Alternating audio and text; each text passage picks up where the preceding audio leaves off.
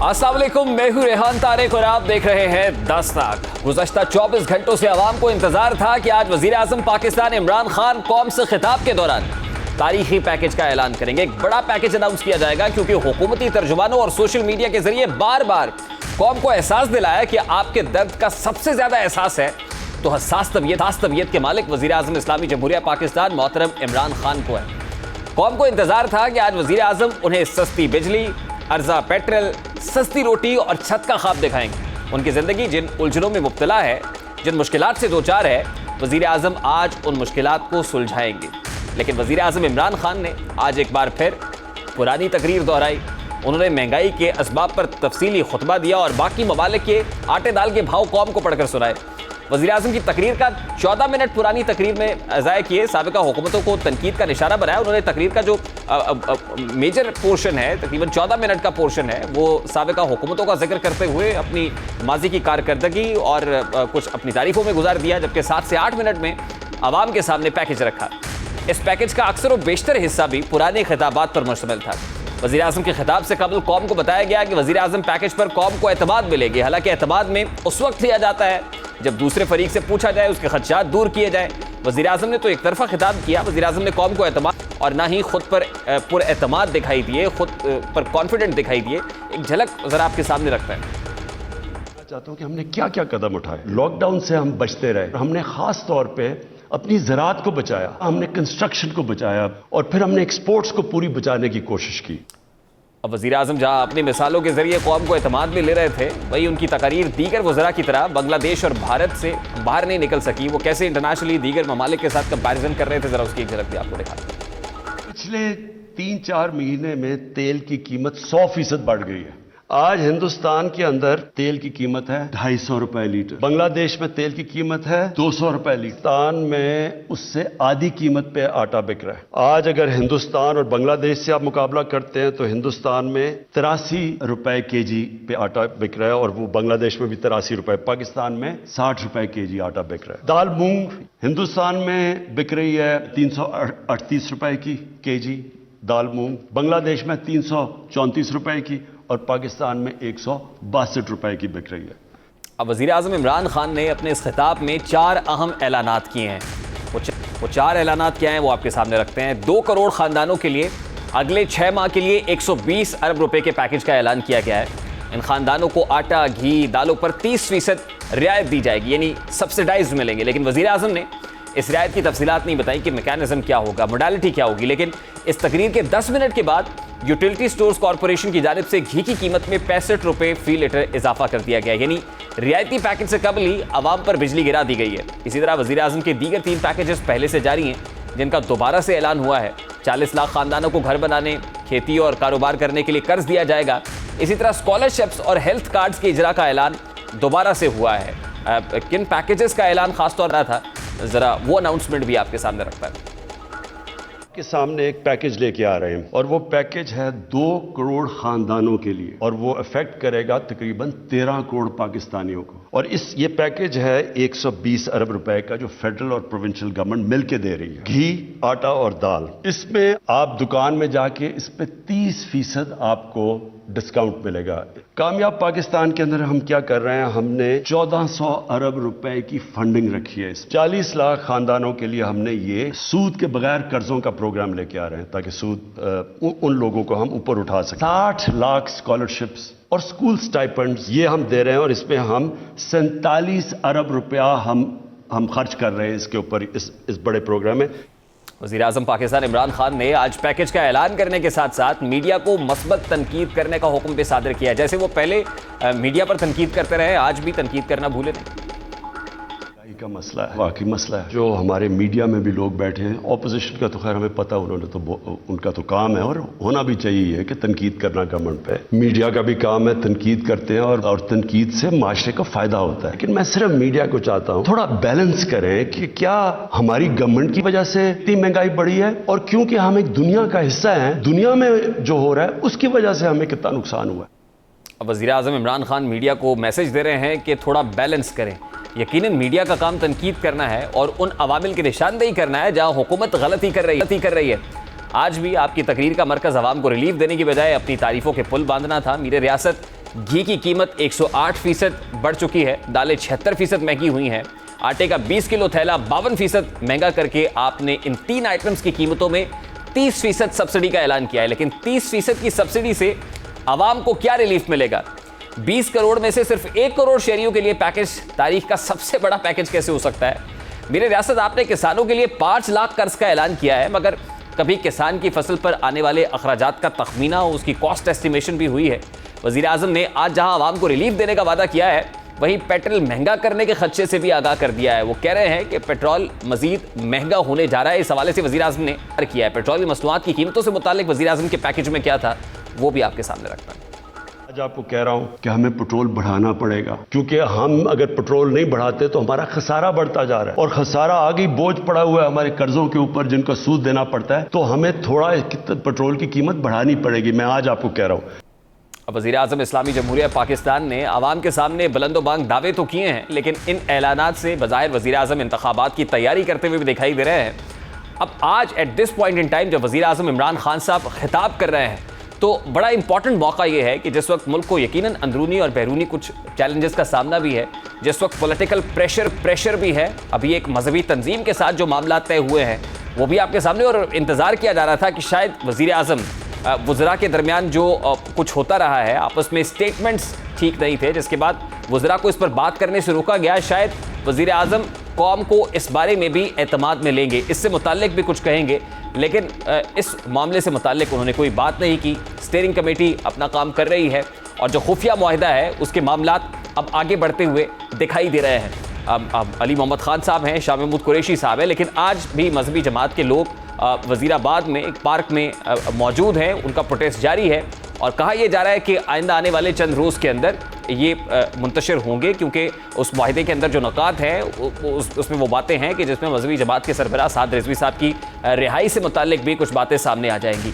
इस हवाले से अंसार अब्बासी साहब ने जंग में एक स्टोरी की है, और उस स्टोरी का मतलब भी कुछ ऐसा ही है कि वज़ीर आज़म इमरान खान साहब जो इस माहिदे के अंदर बज़ाहिर दिखाई नहीं देते हैं, और जिस वक्त अगस्त में ये माहिदा हुआ था तो उस वक्त शेख रशीद अहमद साहब ने कहा था कि जो माहिदा हुआ उसके मुताबिक इस पर मैनुअल अमल दरामद किया जाएगा, लेकिन फैसल वोडा साहब आए और फैसल वोडा साहब ने ये बताया कि असल में तो वज़ीर आज़म को एतमाद में लिया ही नहीं गया, उनको पता ही नहीं था। अब भी इस वक्त at this point in time आज जो द न्यूज़ में सीनियर सहाफ़ी अंसार अब्बासी साहब की खबर शाया हुई है, इस खबर के मुताबिक वज़ीर आज़म इमरान खान ने अपने वज़रा से कहा है कि TLP के मामले पर बहस से गुरेज करें। उन्होंने काबीना के सिर्फ 2 वज़ीरों यानी शाह महमूद कुरैशी और अली मोहम्मद खान को इस मामले पर अवाम में और मीडिया पर बहस की इजाज़त दी है। इस खबर में दावा किया गया है कि फ़रीक़ैन मुआहिदे की शकों को इंतहाई हद तक खुफिया रखे हुए हैं। हुकूमत ताहाल मजहबी जमात के साथ उसको मरकज़ी सियासत में हिस्सा लेने और पुरतशद्दुद मुज़ाहिरों से रोके रखना चाहती है। वज़ीर आज़म जानते हैं कि अगर सरकारी वज़रा और PTI के लीडर्स ने TLP के मामले और दोनों फ़रीक़ैन के माबैन जो मुआहिदा हुआ है उस पर बहस व मुबाहिसा किया तो माशरे का एक मखसूस तबका इसे बिगाड़ने का काम कर सकता है। कलअदम तंजीम और हुकूमत और मुज़ाकराती टीम से वज़ीर इत्तलात के बयानात पर पहले ही शकवा कर चुकी है, जिसका इजहार मुफ्ती मुनीब ने गुज़श्ता रोज़ हमारे ही प्रोग्राम में किया था। गुज़श्ता रोज़ जब हमने मुफ्ती मुनीब से इससे मुतालिक सवाल किया तो उन्होंने क्या, ज़रा उसकी एक झलक भी आपके सामने रखना है। लिबरल दोस्तों से कहता हूं कि थोड़ी सी आपको परेशानी हुई है, अल्लाह के लिए, मुल्क की बका के लिए, सालमियत के लिए, अमन के लिए इस तकलीफ के चंद दिन बर्दाश्त कर लीजिए। इंशाअल्लाह ताला इससे खैर ही खैर बरामद होगी। जो वज़रा मुल्क में फसाद चाहते थे वो इसकी गलत ताबीर पब्लिक के सामने कर रहे थे और दुनिया को गलत मैसेज दे रहे थे, हालांकि दुनिया को मुस्बत मैसेज देना चाहिए। अब वज़ीर आज़म की वाज़ेह हिदायत के बावजूद वफाकी वज़रा बयानबाजी से बाज नहीं आ रहे। गुज़श्ता रोज़ सेनेटर एजाज चौधरी ने PTI और TLP के माबैन सियासी इत्तेहाद के क़याम का दावा किया। इस दावे के बाद तो गोया फवाद चौधरी के ज़ब्त का बंधन टूटा। उन्होंने अपनी एक ट्वीट में लिखा कि मजहबी इंतहा पसंद गिरोहों के पास हुजूम के जोर तशद्दुद करने की सलाहियत होती है, लेकिन उनकी सियासी सलाहियतें हमेशा महदूद रही हैं। उनका मजीद कहना था कि एक वक्त था जब सुन्नी तहरीक TLP से ज़्यादा पुरतशद्दुद थी, लेकिन अब इसके पास वो ताकत नहीं है। फवाद चौधरी ने कहा कि यह जमात यानी तहरीक लब्बैक भी जल्द खत्म हो जाएगी और इससे किसी भी किस्म का इलेक्शन इत्तेहाद मुल्क के बैनुल-अक़वामी तन्हाई का बाइस बन सकता है। वफाकी वज़रा की बयानबाजी के बाद फरीक़ैन के दरमियान खुफिया मुआहिदे पर अमल दरामद पर सवालात खड़े हो गए, जबकि मुस्लिम लीग नून ने इसके नकात पार्लियामान में लाने का मुतालबा कर दिया है। ऑपोजिशन ये मुतालबा कर रही है कि मजहबी तंजीम के साथ जो मुआहिदा हुआ है उसको पार्लियामान में लाया जाए। कलअदम तंजीम को करार दिया, फिर उसी कलअदम तंजीम के साथ बैठ के मुज़ाकरात किए, 20-20 फुट की खंदकें छोड़ी, कंटेनर लगाए और फिर पैर पकड़कर उसी तंजीम की आपने माफिया मांगी। और आज ना वो मायदा अवाम के सामने है, ना ये बात सामने है कि बात हुई क्या है। और कम से कम जो हमें इल्म है, पुलिस और मुजाहिरीन में से 30 से ज़्यादा शहीद हैं। कौमी सलामती के लिए भी हुकूमत जो है वो ख़तरा बन चुकी है। कि जो मुआहदा हुआ है वो मुआहदा पाकिस्तान की आवाम के सामने आना चाहिए। उस मुआहदे की शराइत क्या है, मुआहदा किसने किसके साथ किया है, और उस मुआहदे के अंदर जो जो चीज़ें दर्ज हैं वो तमाम पब्लिक होनी चाहिए। अब मजहबी जमात और हुकूमत के दरमियान खुफिया मुआहदे के 4 रोज बीत चुके हैं, मगर मजहबी जमात का धरना ताहाल वजीराबाद पार्क में जारी है। लॉन्ग मार्च के बायस चिनाब के मकाम पर जीटी रोड ताहाल बंद है। मुसाफिरों को मुश्किलात का सामना है। 11वें रोज जीटी रोड बंद होने की वजह से अशिया खुरनोश चीज़ों की कमी में भी जो है कीमतों में इजाफा हो गया है, उसकी कमी हो गई है, किल्लत है। हुकूमत की जानिब से मुआहदे पर अमल दरामद का आगाज हो चुका है। पंजाब के मुख्तलिफ अजला में नक्शे अमन के तहत गिरफ्तार कारकुनान को रिहा किया जा रहा है। हुकूमत और मजहबी जमात के दरमियान मुआहदे के बाद महकमा दाखिला पंजाब ने 3MPO के तहत नजरबंद 1000 से ज्यादा TLP के कारकुनान को रिहा करने का हुक्म सादिर किया है। ताहम कत्ल और दहशतगर्दी समेत संगीन मुकदमात में मुलव्विस रहनुमाओं की रिहाई हुकूमत के लिए दर्द सर बनी हुई है। कत्ल, दहशतगर्दी समेत संगीन नौयत के मुकदमात में मुलव्विस अफराद को अदालती प्रोसेस के जरिए रिहा किया जाएगा। वजारत दाखिला तरीकाकार तय करने के लिए मुसलसल वजारत कानून से राब्ते में है। गुज़श्ता 11 रोज में पुलिस के 6 एहलकार शहीद हुए हैं, जबकि 520 जख्मी हैं। जबकि दौरान एहतजाज मजहबी जमात के कारकुनान पुलिस का सिक्योरिटी सामान, एंटी रॉयड किट्स, बंदूकें, आंसू गैस के शेल्स, आंसू गैस बंदूकें और वायरलेस सेट्स भी साथ ले गए हैं। इमलाक के नुकसान, जानों की कुर्बानियों और माशी नुकसान के बावजूद हुकूमत मुआहदे पर अमल दरामद करना चाहती है, मगर सवाल यह है कि सियासी कजन्स के दरमियान दूर आखिर कैसे खत्म होगी। इसी मामले पर बात करेंगे। इस वक्त senior defence analyst lieutenant general retired Naeem Khalid Laudi sahab ने हमें ज्वाइन किया है। अस्सलाम वालेकुम जनरल साहब, बहुत बहुत शुक्रिया आपके वक्त के लिए। जनरल साहब, ये कहिएगा कि मजहबी तंजीम के साथ हुकूमत का एक मुआहदा तो हुआ है जो खुफिया है, यकीनन हम इस पर तो बात नहीं कर सकते कि क्या है, लेकिन ये दिखाई दे रहा है कि खुफिया मुआहदे पर अमल दरामद भी शुरू हो गया है। अभी भी कुछ लोग वजीराबाद में बैठे हुए हैं। क्या वाकई मशरूत है ये मजहबी तंजीम के सरबराह साद रिजवी साहब की रिहाई के साथ ये 5-7 रोज के अंदर ये मुंतशिर हो जाएंगे? असल में ये सरेंडर, आज का सरेंडर इसको नहीं कहा जा सकता। ये देखें, एक सिचुएशन डेवलप हो गई थी और इस नहज तक पहुंच गई थी कि इसको डिफ्यूज़ किए बगैर और कोई चारा कार नहीं था। अगर किसी के मन में ये है या किसी के जहन में ये है कि एक लाइन लगा के और तोपें और बंदूकें चला के इन सबको नीस्त नाबूद कर दिया जाता, तो वो ऐसे नहीं होता और ये कोई करने का तरीका भी नहीं था। लेकिन यहाँ तक ये सिचुएशन डेवलप क्यों हुई, ये जरूर सवाल पूछा जा सकता है, ना सिर्फ इस हुकूमत से बल्कि पिछली हुकूमतों से भी, जब से ये लोग पैदा हुए हैं और आगे चल रहे हैं। और सिर्फ यही नहीं, और भी बहुत सारे ऐसे छोटे छोटे ग्रोह हैं जो जब चाहे सड़क बंद कर देते हैं, जब चाहे किसी पुल पर लाश रख के बैठ जाते हैं। तो ये जो रिट ऑफ द गवर्नमेंट है मेरे भाई, ये एक दिन में नहीं कायम होती कि आज आप कर दें ऐलान कि जी हम रिट ऑफ द गवर्नमेंट कायम करेंगे। इसमें आपको बेहतरीन पुलिस चाहिए, बेहतरीन आपको जुडिशरी चाहिए जो मौके पे सजाएं दे सके, बेहतरीन आपको प्रोसिक्यूशन चाहिए जो चीजें साबित कर सके। लेकिन जज साहब, आपको नहीं लगता कि हुकूमती रेट को खुद हुकूमत ने कमजोर किया है? अगर आप अगस्त के स्टेटमेंट्स देखें, जिस वक्त वफाकी वजीर दाखिला शेख रशीद अहमद साहब ने इसको बैंड आउटफिट डिक्लेयर किया, उसके बाद रेजोल्यूशन के लिए मूव करने का कहा, अब असाद रिजवी साहब को गिरफ्तार किया गया, मुकदमात दर्ज हुए और संगीन नौयत के मुकदमात हुए। उसके बाद रिसेंटली वफाकी वजीर इत्तलात फवाद चौधरी साहब ने एक संगीन एक्शन के हवाले से कहा, फिर ये कहा कि इसका नेक्सस भारत के साथ मिलता है, ये मजहबी नहीं बल्कि दहशतगर्द तंजीम है। इस तरह के स्टेटमेंट्स हमें हुकूमत की तरफ से सुनने को मिले और अगले ही लम्हे जब ऑल टुगेदर 180 डिग्री पर चीजें दिखाई दी, तो उसके बाद सवाल तो उठता है कि ये तो क्या खुद हमने अपने आप को कमजोर किया? जी, इसमें असल में 2-3 सबक हैं जो सीखने वाले हैं। एक तो ये कि सियासत में या सियासी बयानात में कभी भी दरवाजे इस तरीके से बंद नहीं किए जाते कि आप एक कोने में खुद कॉर्नर हो जाएं और फिर आपको निकलने का कोई रास्ता ना हो। ये इसका मतलब ये है कि ये जो पहले वाली स्टेटमेंट थी उनको आप कह सकते हैं उन पर के वो गलत थी, लेकिन जो आखिर में हुआ ये तो होना ही था। मैं बाद में आता हूँ। दूसरी बात यह कि जब इस किस्म के सेंसिटिव मामलात हों तो हर किसी को नहीं देने चाहिए बयानात। ये बड़ा सेंसिटिव मामला था और इसमें पहले बातचीत हुकूमत की हुई थी, उन्होंने बात मानी थी, नहीं मानी थी। एक आपका स्पोक्स पर्सन होना चाहिए था, जिसको मर्जी आप मुकर्रर कर देते। इंटीरियर मिनिस्टर हो सकते थे, कम्युनिकेशन मिनिस्टर हो सकते थे, रिप्रेजेंटेटिव हो सकते थे। जैसा इसका मतलब यह है कि जिस वक्त हुकूमत से कंट्रोल नहीं हुआ, पुलिस से कंट्रोल नहीं हुआ, मामला रेंजर्स को सुपुर्द किया गया और फिर फौज से मदद। आपको याद होगा कि फैजाबाद धरने का मामला भी फौज की जमानत पर खत्म हुआ था, फौज ने जामिन का रोल अदा किया था। आपको लगता है कि अभी भी अगर मामला डिफ्यूज हुआ है तो उसमें असल किरदार फौज का है? मेरा ख्याल है इस दफा किरदार उलमा का ज्यादा है, ये मेरा अंदाजा। फौज का भी जरूर होगा, क्योंकि एक आध हमने भी वो तस्वीर भी देखी है, जो पता नहीं वो किस मौके की तस्वीर थी, कैसे उसको इसके साथ मिलाया गया, मैं नहीं कह सकता। लेकिन जो नजर आया है वो ये है कि उलमा ने किरदार, मैं तो पहले दिन से कह रहा था कि फौरी तौर पे पॉलिटिकल कंसेंसस पैदा कीजिए, और मैं शाबाश देता हूँ अपनी ऑपोजिशन को कि उन्होंने इस चीज को एक्सप्लॉइट नहीं किया। और दूसरा मैं कह रहा था कि रिलीजियस कंसेंसस पैदा कीजिए कि ये जो है ना, और ये जो कुछ लोगों ने कहा ना कि ये ऐसी तंजीम है जैसे कि टीटीपी है, अरे भाई टीटीपी मुकम्मल तौर पे हर किस्म के असले से लैस, प्रॉपरली दुश्मनों की ऑर्गेनाइज्ड जमात थी। इसमें आपने ये जिक्र किया कि जी ये बात आई कि जी बाहर से इनकी फंडिंग हुई है। देखिए इतने बड़ा जब क्राउड हो उसके अंदर चंद आदमी ऐसे छोड़े जा सकते हैं, और छोड़े गए होंगे जो हथियार बंद थे और उन्होंने हथियार छुपा रखे थे। ये वो लोग हो सकते हैं जिनके पीछे कोई बैरूनी ताकत हो सकती है, उनको पैसे भी पहुंचा सकती है। दूसरी बात कि जितना इनका सोशल मीडिया के ऊपर इसको एक्सप्लॉइट किया जा रहा था, पता चला कि वो सोशल मीडिया के साइट्स के पीछे जो फंडिंग है वो दूसरों की हो रही है। तो इसका ये मतलब नहीं है कि इस जमात को फंडिंग हो रही थी, इस वाकये को फंडिंग हो रही थी, इसको एक्सप्लॉइट करने की कोशिश की जा रही थी।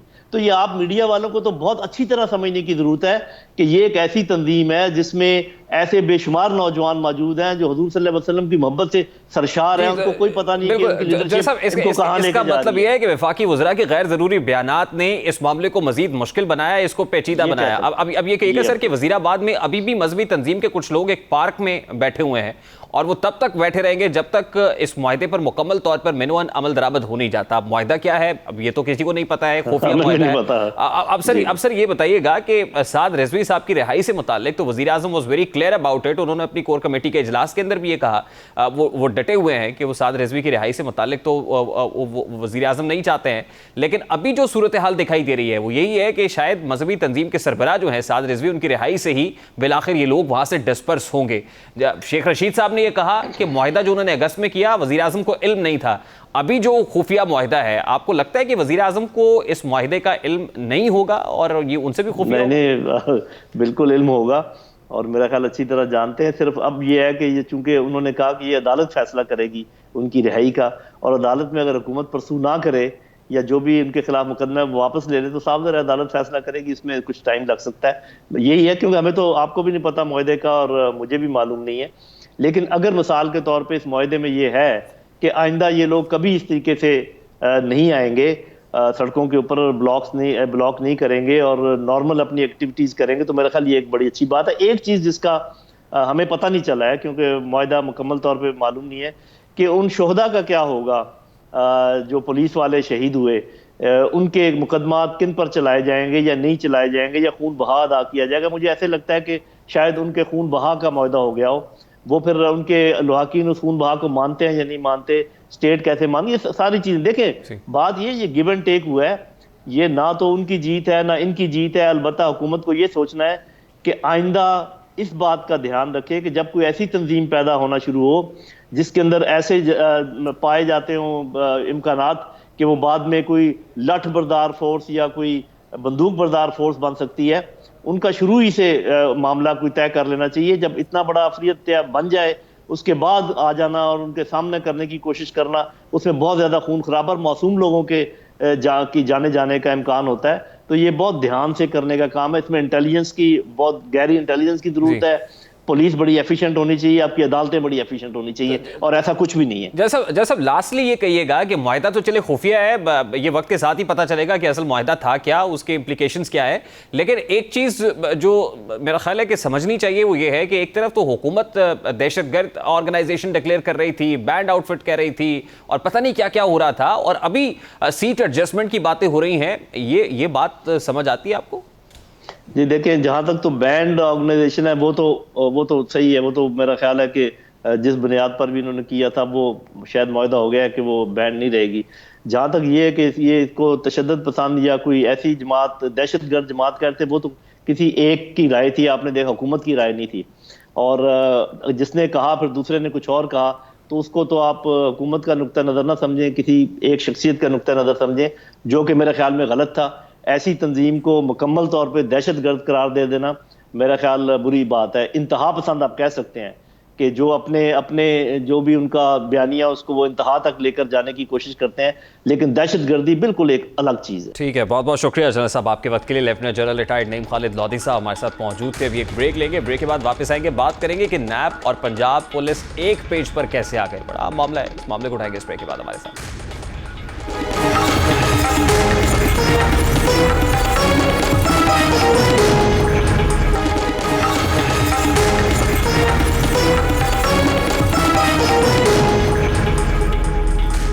Welcome back. सदर पाकिस्तान के एक दस्तखत से नैब का तीसरा ऑर्डिनेंस जारी हो गया है। इस ऑर्डिनेंस के बाद चेयरमैन नैब के इख्तियारात महदूद कर दिए गए हैं। ऑर्डिनेंस के बाद कौमी एहतसाब ब्यूरो के चेयरमैन को बगैर हिलो हुज्जत किसी भी सरकारी मुलाजिम की तरह हुकूमती इक़दामात को तस्लीम करना पड़ेगा। यूं एहतसाब का बयानिया खुद ब खुद दफन हो जाएगा। नैब के इख्तियारात कम करके कानून के पेचो खम में बांध कर मर्जी के फैसले लेना आसान हो जाएगा। यूं कौमी एहतसाब ब्यूरो एक आज़ादाना इदारे की बजाय पंजाब पुलिस बन जाएगा। हालांकि माजी में खुद वज़ीर आज़म गुज़श्ता हुकूमतों पर इदारों को पंजाब पुलिस बनाने का इल्ज़ाम आयद करते रहे। इस हवाले से वज़ीर आज़म क्या कहते रहे, जरा उसकी एक झलक आपके सामने रखता है। तो कंट्रोल करके बैठ जाते हैं। जो सुप्रीम कोर्ट के अंदर जब वो केस चल रहा था पैनामा का, तो सुप्रीम कोर्ट के अंदर जस्टिस खोसा ने क्या कहा था? उन्होंने कहा सारे पाकिस्तान के इदारे मफलूज कर दिए गवर्नमेंट ने। कोई भी पाकिस्तान का इदारा इंडिपेंडेंट फंक्शन नहीं कर रहा। ना नैब कर रही है, ना SCCP कर रही है, ना FBR कर रही है। कोई भी इदारा ये गवर्नमेंट को चेक नहीं कर रहा। जिनका काम चेक और बैलेंस करना है वो सारे इदारे कंट्रोल कर लेते हैं। नए चेयरमैन नैब की तैनाती के लिए मुशावरती अमल आइंदा हफ्ते शुरू करने का इम्कान है। सदर मुमलिकत डॉक्टर आरिफ अलवी नैब तरमीमी ऑर्डिनेंस के तहत वज़ीर आज़म इमरान खान और अपोजिशन लीडर से मुशावरत करेंगे। ज़राए का कहना है कि सदर मुमलिकत डॉक्टर आरिफ अलवी पहले वज़ीर आज़म इमरान खान से चेयरमैन नैब के लिए बज़रिया ख़त नाम तलब करेंगे। ज़राए का मजीद कहना है कि सदर मुमलिकत डॉक्टर आरिफ अलवी वज़ीर आज़म इमरान खान की जानिब से मौसूल होने वाले नाम कायदे हिज़्ब इख्तिलाफ को भेजेंगे। और ज़राए ने यह भी बताया है कि किसी एक नाम पर इत्तफाक ना हुआ तो तैनाती का मामला पार्लिमानी कमेटी के सपुर्द किया जाएगा। यानी एक बार फिर ऑर्डिनेंस के जरिए हुकूमत मुशावरत से राह फरार इख्तियार कर रही है। चेयरमैन नैब के इख्तियारात महदूद करने के हवाले से आज रोजनामा डॉन ने एक कार्टून शाया किया है जिसमें चेयरमैन नैब के किरदार को बयान किया गया है। अगर प्रोड्यूसर वो कार्टून स्क्रीन पर दिखा सकें। वफाकी हुकूमत ने ये वो कार्टून है जिसमें चेयरमैन नैब दिखाए गए हैं, वो एक कुर्सी पर सवार हैं और पीछे प्राइम मिनिस्टर साहब दिखाई दे रहे हैं। ये कार्टून की शक्ल में एक सार्कास्टिक से अंदाज के अंदर दिखाया गया है कि नैब में हुआ क्या है।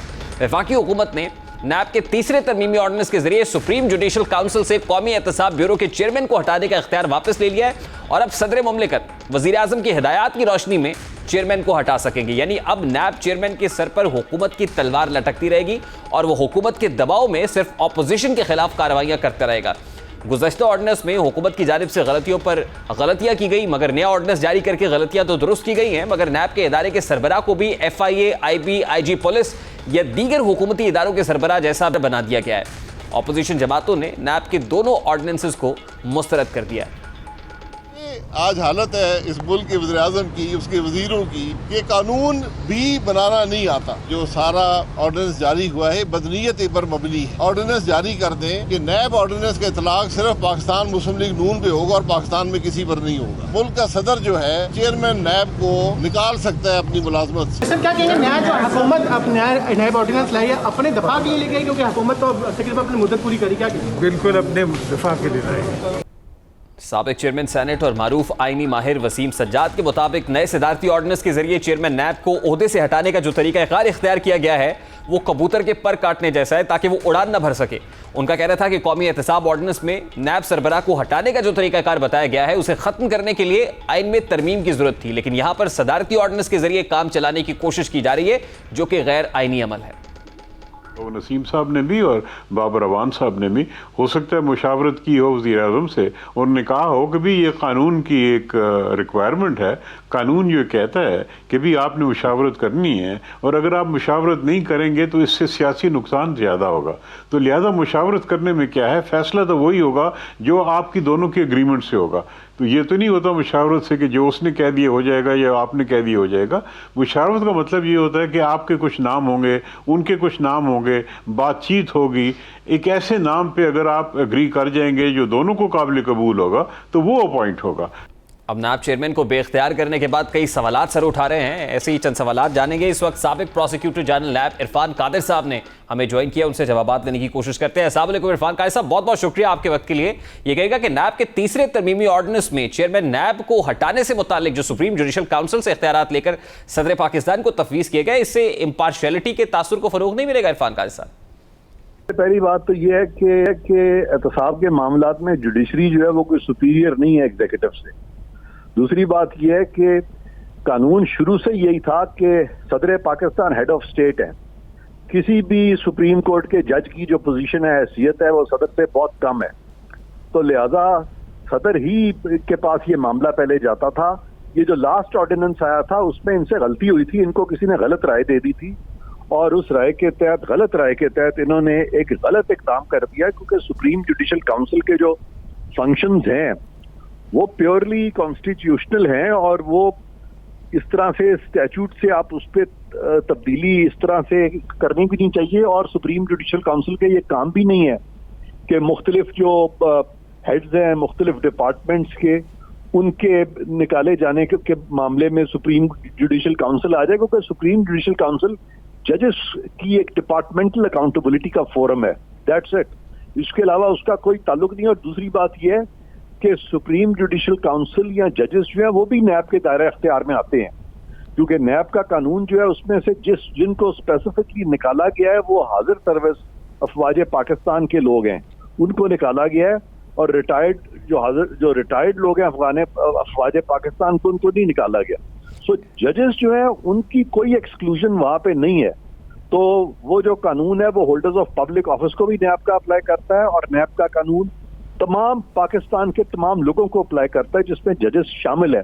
लिहाजा जजेस जो कि सब्जेक्ट हो सकते हैं किसी इंक्वायरी का, किसी इन्वेस्टिगेशन का, तो उसी तरह से जिस तरह के एग्जीक्यूटिव के लोग हो सकते हैं, जिस तरह से बड़े कोई पर्सन इन पाकिस्तान हो सकता है, तो जजेस के पास कैसे ये मामला जा सकता है कि वो इस मामले में आखिरी वर्ड हो जाए सुप्रीम जुडिशल काउंसिल। यानी इरफान कादिर साहब आप ये कह रहे हैं कि नैब के तीसरे तरमीमी ऑर्डिनेंस के अंदर ये इख्तियारात सुप्रीम जुडिशल काउंसिल से लेके जो सदर पाकिस्तान को तफवीज किए गए वो कॉन्स्टिट्यूशनली ठीक है, ऐसे ही होना चाहिए, आप ये कह रहे हैं। लेकिन साथ ही जो रिटायर्ड जजेस हैं उनकी अपॉइंटमेंट से मुतालिक भी जब ये इख्तियार चला जाएगा तो फिर एक कॉन्फ्लिक्ट ऑफ इंटरेस्ट का तासुर नहीं उभरता इरफान कादिर साहब कि वो लोग जो बतौर जजेस खदमात सर अंजाम दे रहे होंगे, जब उनको ये एलिमेंट उनके जहन में है कि रिटायरमेंट के बाद उनको एक लिक्विडेटिव ऑफर मिल सकती है, तो क्या उनके जजमेंट्स के ऊपर इसका कोई फर्क पड़ेगा सर? सबसे पहली बात तो ये है कि ये जो आप फरमा रहे हैं कि सदर पाकिस्तान का जो सुप्रीम जुडिशल काउंसिल के इख्तियारात थे कि तो सदर पाकिस्तान को दे दी गया, हरगिज़ ऐसा नहीं है। बल्कि सदर पाकिस्तान का जो इख्तियार था वो थोड़ी देर के लिए गलत तरीके से सुप्रीम जुडिशल काउंसिल को दे दिया गया था, जिसकी कि अब दुरुस्तगी कर दी गई है।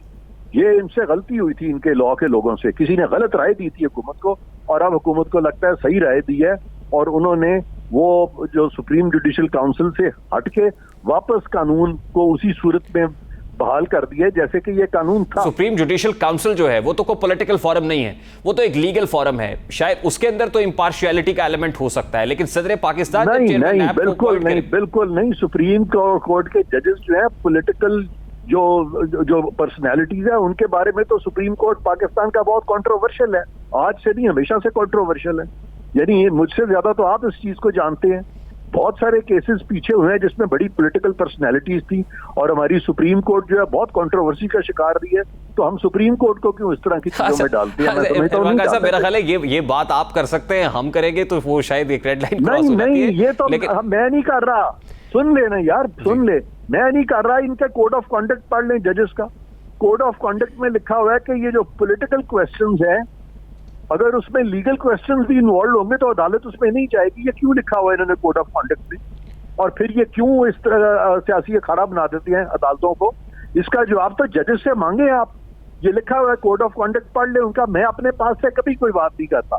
मैं जब भी कोई बात करता हूँ मैं या तो कानून कोट करता हूं या आइन कोट करता हूं या मैं इनका कोड ऑफ कॉन्डक्ट कोट करता हूं, मैं अपने पास से नहीं कह रही। बिल्कुल ठीक है। अच्छा ये बताएं इरफान काजी साहब, जो नैब का जो तीसरा तरमीमी ऑर्डिनेंस है, इसके अंदर एक ये इंप्रेशन भी मिला कि इससे पहले तो ये कहा जा रहा था कि वो तमाम तर केसेस उसमें एनआरओ मिल जाएगा, ऑपोजिशन को भी, ऑपोजिशन के पास भी एक विंडो ऑफ अपॉर्चुनिटी होगी, लेकिन अभी ये लग रहा है कि कुछ केसेस ऐसे हैं जो खासतौर पे मनी लॉन्ड्रिंग के हैं, वो केसेस जो ऑपोजिशन के ऊपर चल रहे हैं उनके ऊपर गिरफ्त वैसी रहेगी, शिकंजा उसी तरह से रहेगा, लेकिन बाकी जो कैबिनेट के डिसीजंस हैं, ईसीसी के डिसीजन हैं, वफाकी या सूबाई कमेटियों के डिसीजंस हैं, वो नैब के शिकंजे से बाहर हो जाएंगे, जिससे एक तासुर मिलता है कि शायद हुकूमत अपने आप को एक अपॉर्चुनिटी दे रही है, रिलीफ मिल रहा है, हुकूमत को खुद एनआरओ ले रही है, लेकिन ऑपोजिशन के केसेस इंटैक्ट रहेंगे। ये किस हद तक दुरुस्त है?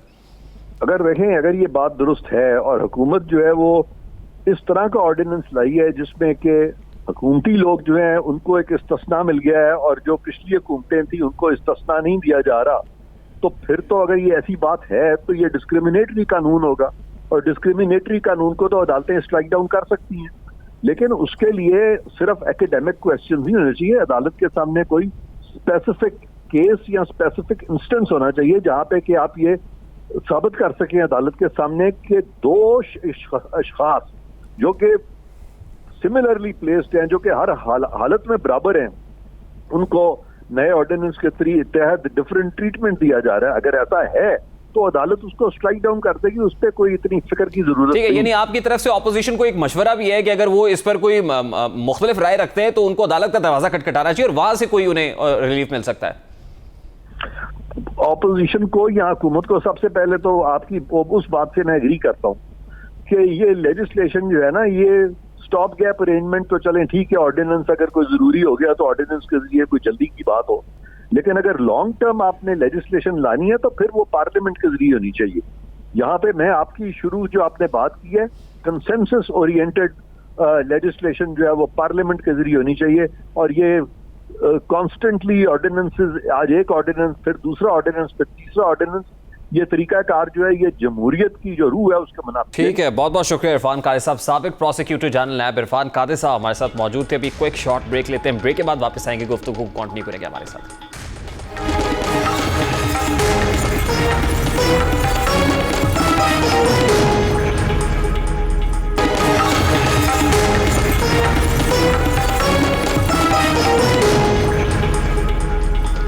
Welcome back. वज़ीर आज़म इमरान खान की तकारीर, बयानात और इजलासों में हमेशा कब्जा माफिया के गिर्द घेरा तंग करने के दावे किए जाते हैं, यहाँ तक कि उन्होंने अपने बहनोई के प्लॉट का कब्जा छुड़ाने के लिए सीसीपीओ और आईजी तक को तब्दील किया, लेकिन इसके बावजूद मुल्क में आम आदमी की ज़मीनों पर कब्जे का सिलसिला ताहाल जारी है।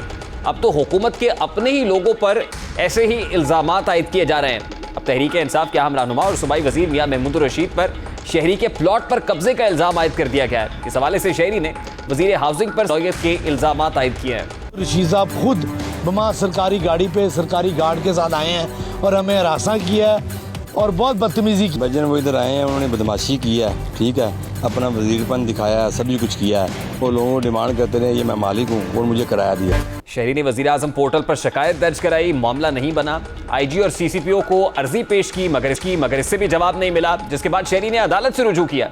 लाहौर की सेशन अदालत ने प्लॉट पर कब्जे के मामले में सूबाई वज़ीर मियां महमूद रशीद समेत दीगर के खिलाफ कानून के मुताबिक कार्रवाई का हुक्म दे दिया है। एडिशनल सेशन जज ने सूबाई वज़ीर और दीगर के खिलाफ शहरी की दरखास्त पर हुक्म जारी किया और दरखास्त गुजार आबिद अंसार की जानिब से दायर दरखास्त में मौक़िफ़ इख्तियार किया गया था कि महमूद रशीद समेत 9 अफराद ने मुसुम में उसके एक कैनाल के प्लॉट पर कब्जे की कोशिश की और उसे जान से मारने की धमकियां दी।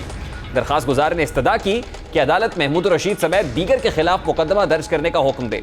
अदालत ने SHO मुस्तफ़ा टाउन लाहौर को दरखास्त गुजार आबिद अंसार का बयान रिकॉर्ड करने का हुक्म दिया और अपने फैसले में कहा कि अगर SHO समझे कि काबिल दस्तअंदाजी जुर्म है तो मियां महमूद रशीद समेत दीगर के खिलाफ मुकदमा भी दर्ज किया जाए। अदालत ने हुक्म दिया है कि दरखास्त गुजार की मुद्दत में मुकदमा दर्ज किया जाए।